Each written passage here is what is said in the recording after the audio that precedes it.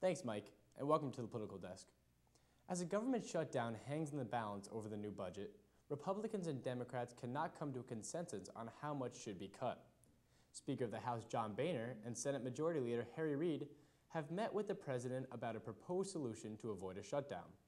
Speaker Boehner and Senator Reid have both condemned a shutdown, both stating that they are trying to avoid one.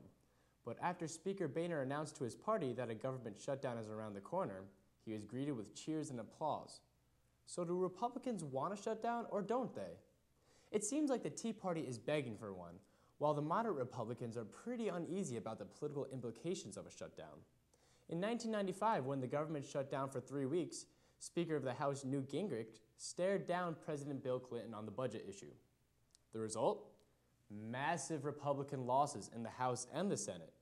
This is a very bold strategy for the GOP, and it hasn't worked in the past. Many Americans are oblivious to the shutdown and believe that a shutdown wouldn't necessarily affect them. According to the Huffington Post, a government shutdown occurs when a government discontinues providing services that are not considered essential.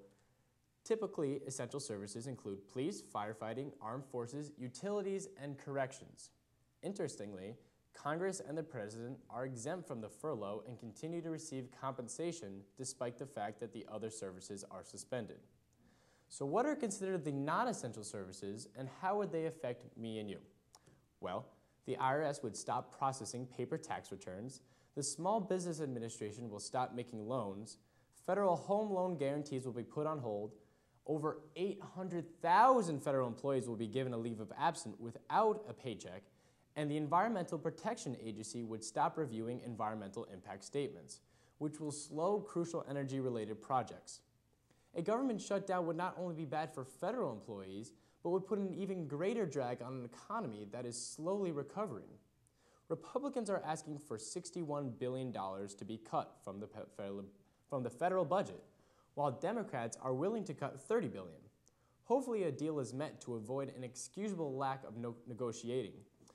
Coincidentally this week, Paul Ryan, the House GOP budget chairman, proposed the Republicans' budget strategy for the next decade.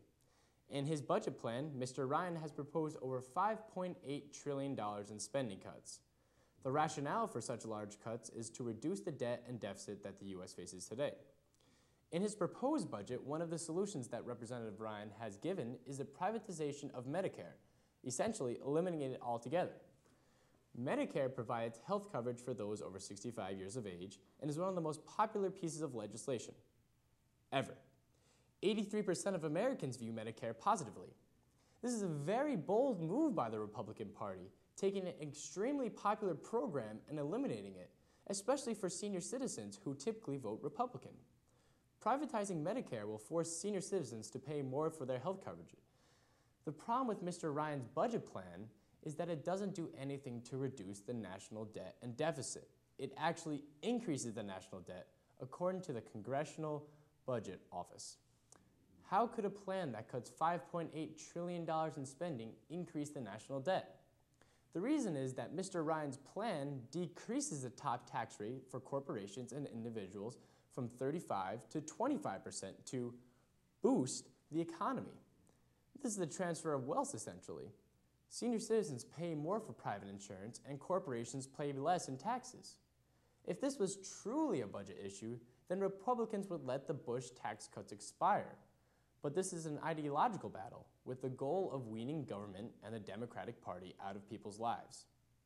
That does it for us at CSTV News. My name is Twomey, and hopefully we'll see you next week. Good night.